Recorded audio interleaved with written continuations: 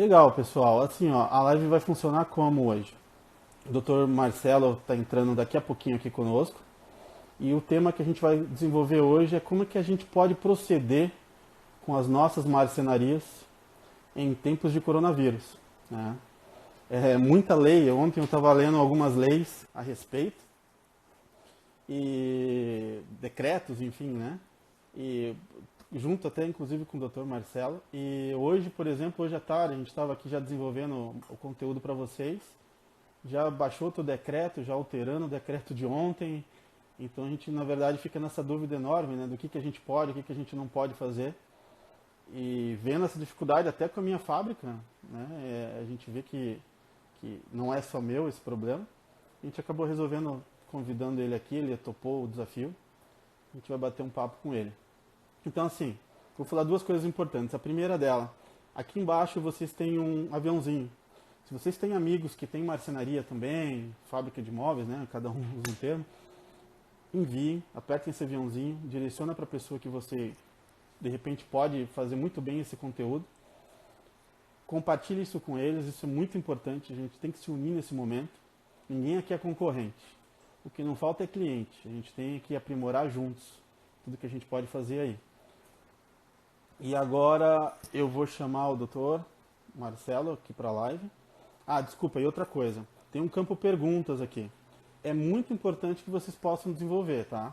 A gente já selecionou muitas perguntas que vieram no decorrer do nosso... Desde que a gente postou isso ontem, né? Então algumas delas já estão pré-selecionadas aqui.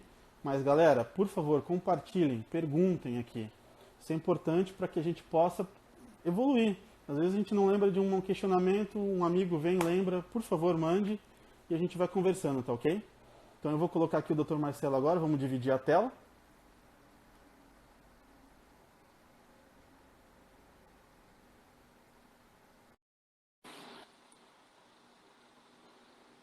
Só esperando o Dr. Marcelo entrar para a gente poder conversar. Boa noite, doutor. Boa noite, Valci. Boa noite a todo mundo aí que está acompanhando.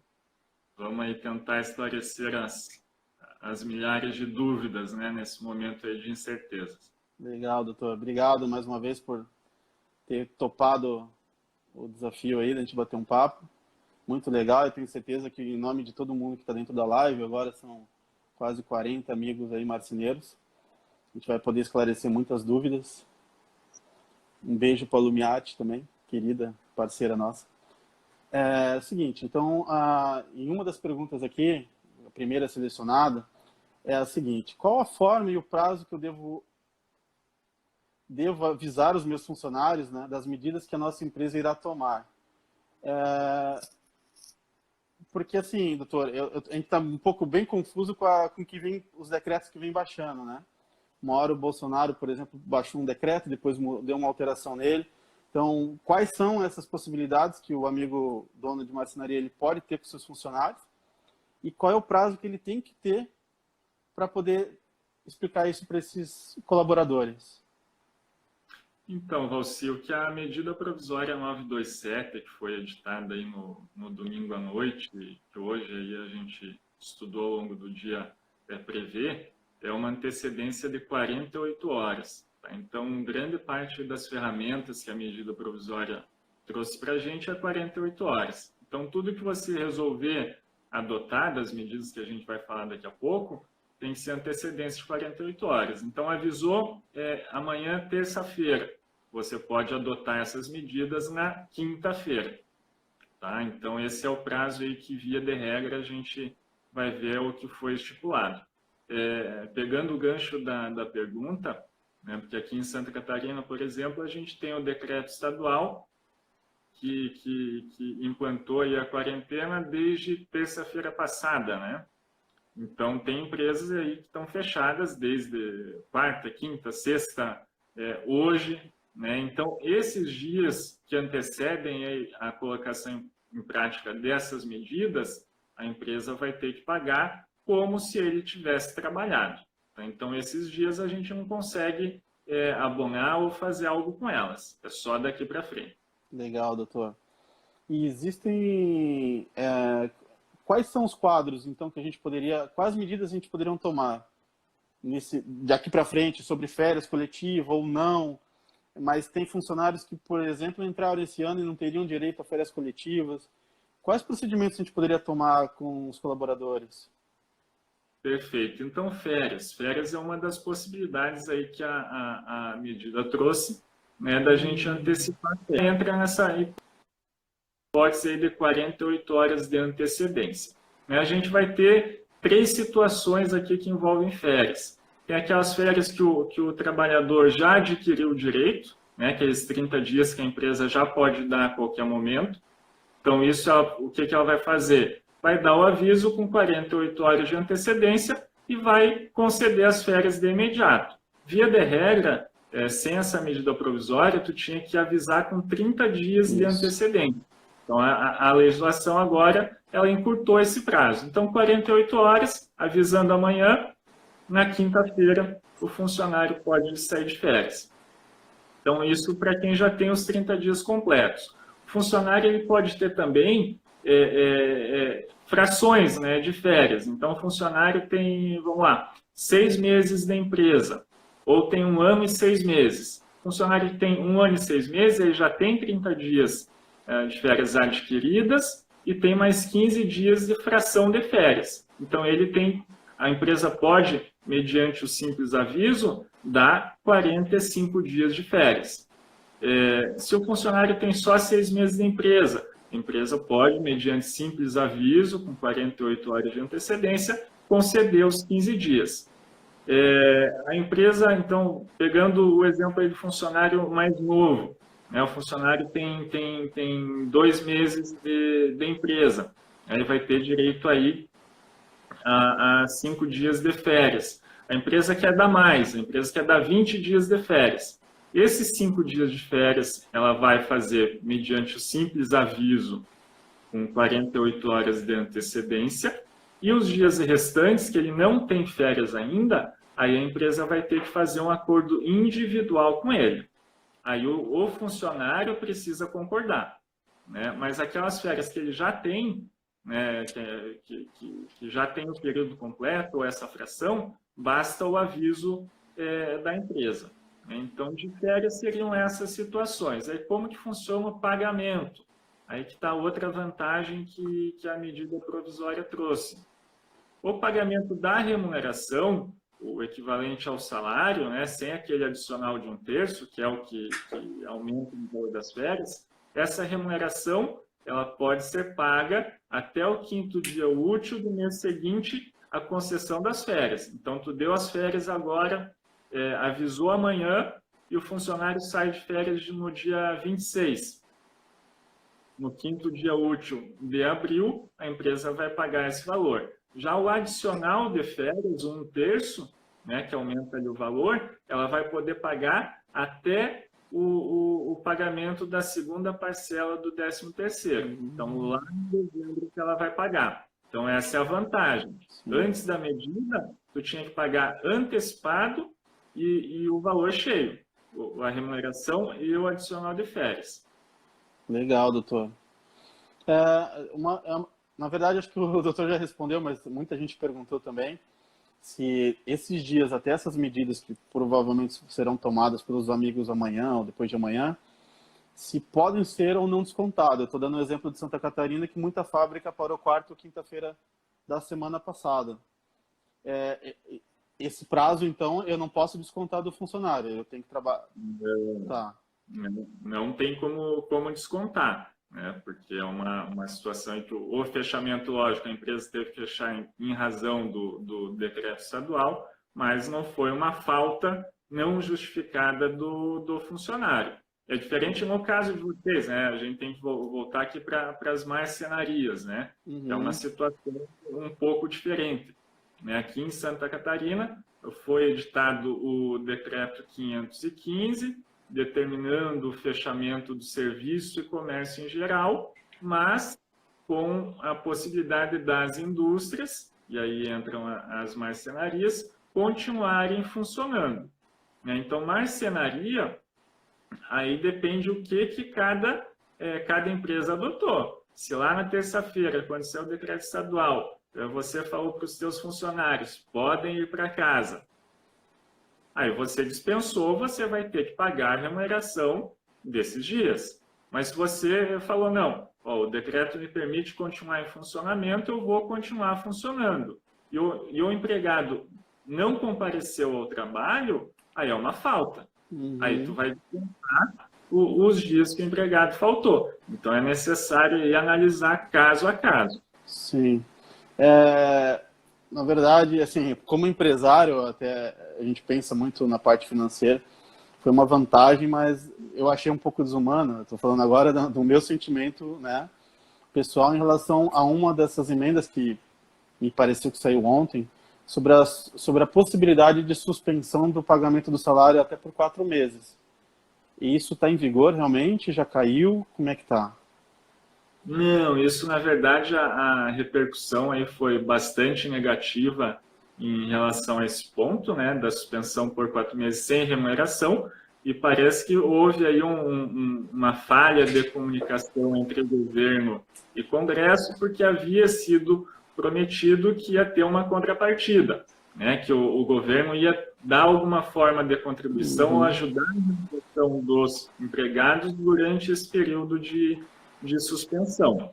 Tá? Então, essa parte, nessa medida provisória 972, ela não está valendo. Sim. O que acontece é que tem a expectativa de, essa semana ainda, sair uma nova medida, né, prevendo essa situação. Então, é possível, tem alguns analistas comentam, que é possível que a nova medida traga a possibilidade de suspensão pelos 4 meses e que, nesse período, os funcionários podem sacar ou fazer uso do seguro-desemprego. A empresa deixaria de remunerar, mas o empregado não deixaria de receber alguma remuneração. Tá? Então, nessa situação, a gente tem que aguardar para saber realmente o que vem pela frente. Legal. Agora eu vou olhar um pouquinho as perguntas do pessoal aqui no Instagram, que está conversando com a gente, o Luiz Paludo. Ele está comentando como é que funciona, como os dias que se passaram banco de horas. Acho que talvez ele estava me questionando alguma coisa em relação ao banco de horas, né? Seria uma das possibilidades também, né? Exatamente. Então, o banco de horas é outra das possibilidades para quem não usa ainda o banco de horas, né? O banco de horas é a possibilidade de você conceder folga para o funcionário, né? Concede um dia de folga, 8 horas de trabalho, ele não vem um dia e você pode exigir essas horas em outros dias. Né? Então, o banco de horas aqui específico dessa situação da Covid-19, então a medida provisória diz que aqui não basta aquele aviso de 48 horas, tá? Isso depende, o banco de horas é uma das situações que depende da concordância do funcionário. Então, vai ter que fazer um acordo individual escrito, pegar a assinatura do funcionário, estabelecendo que esse período de interrupção das atividades da empresa, então, por exemplo, a Otimize, em razão do decreto e tudo mais, e resolve fechar a fábrica por 15 dias. Nesse período de fechamento, tu vai fazer um acordo de banco de horas, prevendo essas horas desses 15 dias que a gente vai estar fechado, eu vou poder exigir de você, funcionário, dentro de 18 meses. É o que a MP fala. Contado do término do estado de calamidade pública, que hoje está previsto até 31 de dezembro de 2020. Então, até lá na frente, até 30 de junho de 2022, essas horas que o funcionário deixou de trabalhar agora, você vai poder exigir elas. Então, tu vai poder exigir como? Conforme a tua necessidade. Então, um dia, né, acabou, passou essa situação toda, voltamos ao normal. Determinado período, tu vai precisar aumentar a jornada de trabalho dos teus funcionários, vai ter que fazer um turno extra, ou vai ter que, em vez de fechar às 5 da tarde, vai fechar às 7. Aí tu pode usar essas horas que ele não trabalhou para que ele trabalhe lá na frente até as 7 horas sem que você tenha que pagar o adicional de hora extra. Então, esse é o banco de horas. Tá? Então, a empresa vai poder usar essas horas que ele não trabalhou lá na frente, até, a princípio, 30 de junho de 2022. Legal, doutor. Mais uma pergunta aqui da Kenane Movelaria. Ela está questionando sobre que ela acha que a grande dúvida é se realmente a gente pode ou não pode trabalhar, porque teve algumas informações em relação a isso, e se há ou não limite de funcionários para que a gente possa exercer o nosso trabalho já no decorrer da semana, por exemplo, agora. A gente tem que não estar parado, né? E se eu preciso ter ou não a quantidade de funcionários dentro da fábrica. Então, aí isso a gente foge da medida provisória e vai aqui em Santa Catarina para o decreto 515. Aí é o governador que editou esse decreto, estabelecendo quais atividades podem ou não funcionar. Tá? Então, lá no artigo 2º do decreto 515, ele fala que atividades e serviços privados não essenciais e comércio em geral, eles têm atividade suspensa. Só que lá no final, ele fala especificamente das indústrias, e aí a gente entra nas marcenarias, né? Ali fala que nas regiões em que já tiver sido identificado o contágio comunitário da Covid-19, as indústrias deverão operar somente com a sua capacidade mínima necessária. Tá? Então, o que quer dizer? Indústria pode continuar funcionando. A partir do momento que teve o contágio registrado na região, ela deve operar com capacidade mínima. Isso é o que previu o decreto 515 lá na semana passada. Aí saiu ontem uma portaria da Secretaria de Estado da Saúde regulando essa questão e modificando um pouquinho o texto. O que ela estabelece? E é isso que vocês vão seguir para saber se pode funcionar ou não. Fica estabelecido em todo o território catarinense que a operação de atividades industriais somente poderá ocorrer mediante a redução de, no mínimo, 50% do total de trabalhadores da empresa por turno de trabalho. Tá? Então, desde ontem, dia 22, as indústrias só podem trabalhar com 50% do seu efetivo. Tá? Então, esse é o número hoje que vocês conseguem trabalhar. E existe no grupo de risco, de repente, eu sei que tem muito marceneiro também já entrando numa idade mais avançada, e ele entra nessa limitação também, ele pode trabalhar ou não? Então, além de estabelecer isso, esse 50% do efetivo, essa portaria nova ali estabeleceu também algumas regrinhas que as marcenarias, aqui, para quem a gente está falando, precisam seguir. Funcionários pertencentes ao grupo de risco, então pessoas com mais de 60 anos, hipertensos, diabéticos e eventualmente gestantes, eles devem ser afastados. Então, eles devem estar nesse grupo de 50% que não vai mais trabalhar.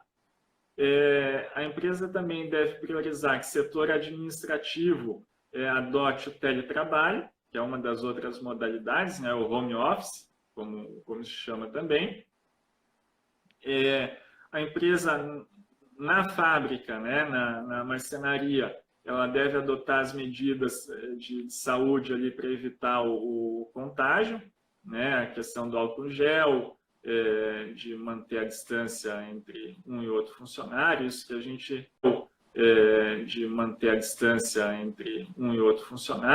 gente tem ouvido bastante nos últimos dias. E também fala que veículo de fretamento para transporte de trabalhadores, caso a empresa forneça, né, veículo para transporte de trabalhadores, também tem que reduzir a capacidade para 50%. Legal. Uma pergunta aqui do Paulo. Ele está questionando aqui sobre... A gente sabe que na nossa região específica a gente tem muitas barreiras, né? Eu vou dar até o meu exemplo, já que ele provavelmente é o exemplo dele. Eu tenho funcionários que trabalham aqui e em Itapema, só que residem em Tijucas. A gente tem uma distância considerável. E ele tem essa dificuldade em poder chegar até a empresa. Ele pode se enquadrar de uma forma diferente do que o decreto de Santa Catarina permite? De trabalhar 50% do efetivo, carga horária menor e tudo mais? Assim, o funcionário que tiver dificuldade no acesso, o que é a recomendação? Nesse caso, a empresa pode fazer uma carta, né, um documento atestando que ele trabalha, né, que a empresa é uma indústria que entra nessa exceção, e para ele apresentar na barreira. Até as barreiras, pelo que a gente viu dos decretos municipais, né, cada município aí tem estabelecido uma norma, esses decretos têm aceito que as pessoas que trabalhem na cidade, que venham de outros municípios, passem pela barreira. Então, isso não é um impeditivo para o funcionário trabalhar. Tá? Lógico, casos extremos, se realmente acontecer ele não conseguir passar, aí a empresa pode até considerar como uma falta justificada. Não vai poder descontar do salário dele, né? Se ele tentou ir ao trabalho e a polícia não deixou. Legal. O Juliano, ele está questionando aqui também, daqui a pouquinho também já está para terminar a live, né? Vamos tentar aqui responder todo mundo. Sobre se o funcionário estiver trabalhando e adquirir o coronavírus, existe uma responsabilidade ou uma corresponsabilidade da empresa? Não, essa pergunta é interessante e a medida provisória 927 ela falou a respeito. Então, a Covid-19, coronavírus, ela não vai ser considerada como uma doença adquirida pelo trabalho. Tá salvo se, uma situação especial, o INSS reconheceu o nexo de causalidade. Tá? Mas, via de regra, não. Funcionário da empresa que acabou contraindo o vírus, ele vai receber o atestado médico, né, comprovando que foi infectado, e a empresa vai fazer o encaminhamento para o INSS como uma doença normal, né? Não é uma doença relacionada ao trabalho. Então, não vai gerar a estabilidade, por exemplo, né? Que é o que acontece num ambiente de trabalho. Então, não tem isso. Né? Ele só vai ser afastado pelo INSS e ponto. Legal. Vamos para uma das últimas aqui, na verdade, para não tomar o tempo do doutor, né, que já foi atencioso conosco aqui. É sobre o que fazer com os prazos de entrega agora, né, de quem já tinha contratos aí já assinados. Agora a parte jurídica um pouquinho do doutor, o que a gente pode estar fazendo, qual orientação o doutor poderia passar para nós, e como administrar isso com os clientes, né? Uhum. Então aí entra naquelas situações de força maior, né? Como a própria MP 927 fala que estado de calamidade pública constitui força maior, você também já consegue utilizar ele para renegociar prazo com clientes. Então, essa é uma situação que possibilita você prorrogar o prazo de entrega. Então, se o estado de calamidade, decretos de fechamento da empresa ou redução de pessoal durarem por 30 dias, você, sem problema algum, sem muito esforço, vai conseguir prorrogar o teu prazo de entrega por pelo menos 30 dias. Tá? Então, a situação é bem tranquila de contornar. Lógico que aí é diferente se, né, o decreto aí de fechamento, suspensão das atividades, ele durar 30 dias, tu não vai conseguir prorrogar o teu prazo de entrega lá para 90. Né? Então, ele já foge um pouco. Mas dentro do período que durar essa suspensão, você consegue ir sem problema. Mas é sempre bom fazer o quê? Já faz o envia, se você sabe que não vai conseguir entregar no prazo ajustado, você já fazer um contato com o teu cliente, já enviar uma comunicação ali por e-mail, alguma forma, cientificando ele que não vai conseguir fazer entrega no prazo em razão de tudo isso que está acontecendo. Tá? Não pode simplesmente... o meu cliente sabe que tem isso daqui, que tem esse problema todo, então ele já está sabendo que eu vou atrasar a entrega. Não, tu tem que comunicar. E é bom deixar registrado isso, né, doutor? Isso, então sempre um e-mail. Por isso que a gente, abordando a parte de contrato, a gente sempre orienta que lá no contrato, além do endereço do teu cliente, você coloque lá o e-mail, coloque o telefone, o WhatsApp, que vão servir como meios de comunicação também. Tá. Doutor, agora é um pouquinho aparato do que a gente conversou. O Jobert, acredito que seja isso, Perrone, ele está questionando, eu vou complementar um pouquinho mais. Nós tomamos a medida, conforme o senhor orientou, de um dos processos que a gente pode adquirir, né? Ou o decreto estadual, ou de repente esses processos de férias coletivas, outros tipos de férias. Isso tem que estar de acordo com... Todos os funcionários têm que estar de acordo, ou isso é uma questão de uma norma da empresa, eu posso decretar isso para a equipe e deu? Assim, a gente tem o que precisa de o funcionário estar de acordo. É o banco de horas, né, que a gente já comentou aqui, e as férias futuras. O que são as férias futuras? É aquele funcionário que entrou na empresa há 4 meses, que tem direito lá apenas 10 dias de férias, e a empresa quer dar 20 dias de férias, quer dar 30 dias de férias. Então, os 10 dias de férias, basta a empresa mandar o aviso, e esses outros 20 dias, a empresa tem que negociar com ele, aí precisa ser acordado. Aí já a questão de férias que ele já tem o direito aquisitivo, né, aquele período completo de 30 dias, basta avisar. Antecipação de feriados, que é outra medida que a empresa pode adotar. O que é isso? A gente tem ainda para frente, até o final do ano, 6 feriados nacionais, tá, que são considerados feriados civis. A empresa pode antecipar esses feriados. Então, a gente está desde a terça-feira passada sem atividade. Pode antecipar a quarta, quinta, sexta-feira, segunda agora, terça e quarta, fazer a antecipação desses feriados. Aí, quando chegar lá no dia 21 de abril, por exemplo, que é o primeiro feriado que a gente tem, que é uma terça-feira, você pode exigir o trabalho do funcionário.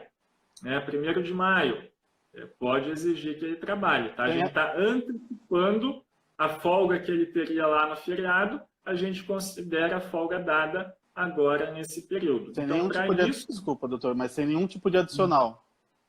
Sem adicional, sem nada. Tá? Então, para essa situação, basta você avisar com 48 horas. Teletrabalho, o home office, aí para a equipe de design de imóveis, né? Ou para o administrativo, também não precisa da concordância do funcionário, basta você avisar ali com as 48 horas de antecedência. O funcionário não tem que concordar. Só falando rapidinho aqui do teletrabalho, depois é preciso ali fazer voltou. É preciso fazer um contrato estabelecendo a utilização dos equipamentos. Né? Então, a empresa pode exigir que ele trabalhe em casa, só que a empresa deve compensar de alguma forma o gasto a mais que o funcionário está tendo por trabalhar em casa. Então, o funcionário trabalhando em casa, ele vai ficar com a luz ligada o dia todo, vai consumir mais energia. Então, o correto é fazer um acordo individual prevendo que a empresa vai pagar, sei lá, R$50 por mês de ajuda de custo em razão desse gasto a mais de energia que o funcionário vai ter. Tá? Mas ele não precisa concordar com trabalhar em casa ou não. Legal, doutor. As perguntas foram muitas, estão tendo várias. Eu peço desculpas se a gente acabou não conseguindo atender a todos, né? Mas eu queria agradecer muito a presença virtual, né? Já que a gente não pode distanciamento social no momento. Queria agradecer muito ao doutor aí a presença, o esclarecimento, a tudo que a gente pôde aprender um pouquinho. Quem tiver mais dúvidas, eu vou tomar a liberdade de pedir que mande no direct para nós, as que não foram respondidas, né? E que num outro momento a gente possa, de repente, fazer uma nova live, de repente eu já estou até convidando o doutor aí para uma próxima vez aí a gente poder esclarecer mais questões, né? Queria agradecer muito, doutor. Está combinado, então, e quem sabe assim que sair essa nova medida provisória estabelecendo a questão da suspensão do contrato de trabalho, que aí é uma outra ferramenta que vai dar um maior fôlego aí para as empresas durante esse período, a gente já faz essa live e tira mais alguma dúvida aí que tenha restado ainda. Está registrado ao vivo para todo mundo, hein, doutor? Combinado, então. Obrigado pela presença, doutor. Boa noite. Boa noite. Pessoal, algumas pessoas me perguntaram ali. Deixa eu só fechar aqui. Algumas pessoas estão me questionando sobre a live, se a live vai estar disponível ou não. Nós estamos gravando ela vai ficar disponível pelas 24 horas agora nos stories. Se vocês quiserem compartilhar, fiquem à vontade. E bem provável que a nossa equipe amanhã já disponibilize ela no IGTV, aqui no próprio Instagram, né? Então a gente vai conversar sobre isso ainda. Vocês vão ter todo o conteúdo, fiquem à vontade para tirarem mais dúvidas, questione. Então a gente já vai registrando essas perguntas para que esse próximo encontro aí firmado com o doutor, a gente possa sanar todas, né? Só para finalizar, eu tive 2 questionamentos que fogem um pouco do nosso tema, que foram sobre como eu posso divulgar o nosso trabalho mantendo o público aquecido para vender, né? Logo que a gente passar por essa turbulência, e sobre como é que a gente pode fazer prospecção de projetos nessa crise, e ser inteligente fazer isso. São 2 questionamentos que são importantes para o nosso mercado. A gente pode estar conversando numa live essa semana ainda sobre isso, e sobre perguntas em relação a isso. Mas aquilo que a gente fala e a gente ouve muito nesse momento, ele se torna mais importante ainda. A importância das redes sociais. Tá? Eu venho contando um pouco da minha experiência aqui rapidinho, que eu sei que vocês estão cansados também. Eu venho desde a semana passada, ali quarta, que foi quando a gente deu uma pausa aqui nos trabalhos, eu venho forçando vendas ali através de mídias sociais, através de telefone, a gente tem vídeo chamada. Então, você tem vários mecanismos que você pode utilizar para apresentar projeto, para buscar novos clientes. Fechei venda na quinta, fechei venda na sexta-feira e tem cliente para apresentar essa semana. Então, assim, é questão da gente, como todo brasileiro né, um pouquinho criativo de buscar formas diferentes. E se vocês gostaram do conteúdo, deixe um comentário, vamos conversando, a gente pode estar desenvolvendo essas novas lives para que a gente possa crescer junto. Tá? A gente pode convidar outras pessoas importantes aí que podem acrescentar bastante para nós. No demais, eu queria agradecer a presença de todos. Foi muito bacana estar aqui com vocês nessa noite. E até a próxima. Grande abraço.